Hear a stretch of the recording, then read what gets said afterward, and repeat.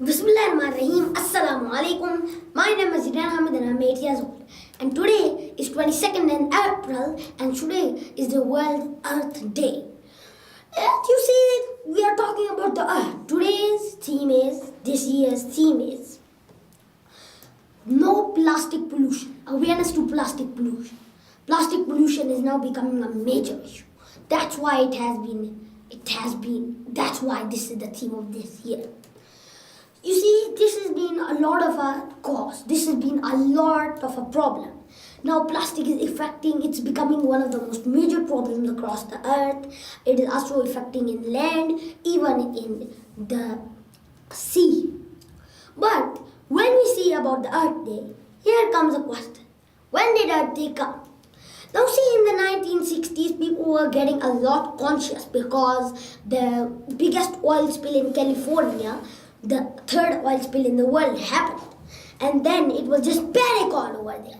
But in 1963, Senator Gaylord Nelson thought about some way to reduce the Earth from CFC emissions and all the threats to Earth. So after the work of 7 years, in 1970, he thought of a day called Earth Day. And that day was to be celebrated on 22nd of April, 1970. And since then, from that day to this, Earth Day has been on 22nd of April. And this year's theme, end plastic pollution, is a very interesting theme and a very intriguing theme. First, as you see, there are 3 types of plastic pollution. 3 types ways. Agricultural, urban, agricultural pollution, urban pollution, and at last, of course, marine pollution. Urban pollution is something by the cities. You see, cities, they are urbanized, they are modernized, they are very big. So always you are consuming something and throwing out trash everywhere. So the cities sometimes become really in waste and the cities become dirty. Like Mexico City, the capital of Mexico, was one of the cleanest cities in the 1970s. But now, as the pollution has increased, more pollution has come, more garbage which is not being recycled. Now there's a black cloud of smog which you can see over Mexico City. Now Mexico City is one of the most dirtiest cities in the world. So as we see the example of that is urban pollution. Agricultural pollution is also a very big type of pollution. And also there is marine pollution. Marine pollution is the most important part of all. In many seas, you can find out plastic bottles, million things like, plastic packets mostly, plastic bottles.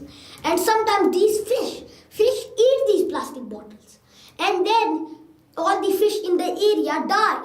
These areas are now known as dead zones. And there are at least more than 400 dead zones in the whole world. When you think about trash, it's easy to take out in a computer. But in the real world, it is real tough to take out. So as you see how many, at least more than 24 million species have died or marine losses have happened because of this plastic pollution. I can't just go again and ahead with this gruesome imagery. I can't talk about it. It makes us feel sad. It makes us feel sad that our earth is being destroyed, the only place which is habitable. So what is the solution? Easy. 3 R's. The 3 R's. Reduce, reuse, and recycle. Now see, we have to recycle every plastic. Every plastic that comes into this world should be recycled. Why? Because we can use it to recycle. We can make it other things from there rather than throwing it out in the ocean and creating more dead zones. Yes, we have another idea. You see, we have to also reduce. We should not, make so much plastic. Just use so much plastic and not recycle.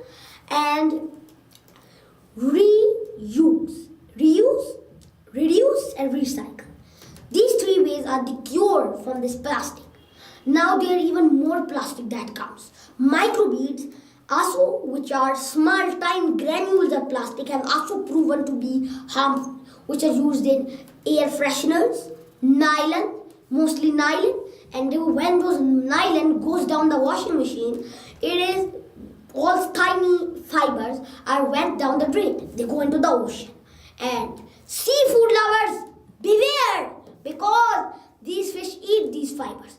And then when they're served on a buffet, beware, you might get those beads. And that's how it spreads all the plastic from a fish to you.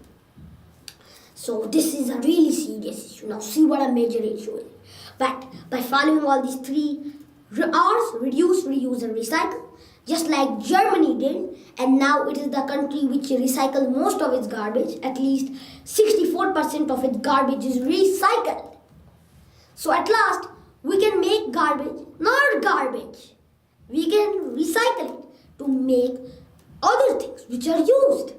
For example, think of a can making a car. Think about how just a plastic bottle can make a window. If we recycle, we can get many and many advantages. Take the example of some countries. Take Germany, for example, the first country to adopt the three R's. You can even take Nigeria, Taiwan for this. They also apply taxes on this, which makes their plastic more recycling. There's more recycling level in these countries than USA. And what about Rwanda?